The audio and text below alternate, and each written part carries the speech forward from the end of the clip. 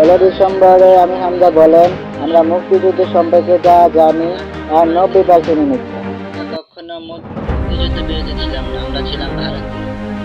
এই সত্য এতদিন আমাদের কাছে লুকায়িত ছিল, আমরা এখন জানতে পেরেছি।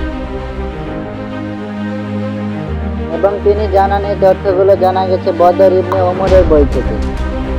এবং তিনি দাবি করেন ভারতের আগ্রাসন বিরোধী হওয়া তাদেরকে বিরোধী বানিয়ে রাখা হয়েছে। এবং তিনি আরও বলেন, ধর্ম, গোত্র, বর্ণ, দল, মত নির্বিশেষে আমাদের পূর্বের ইতিহাস সব ভুলে আমাদের বাংলাদেশের উন্নয়নে কাজ করা উচিত।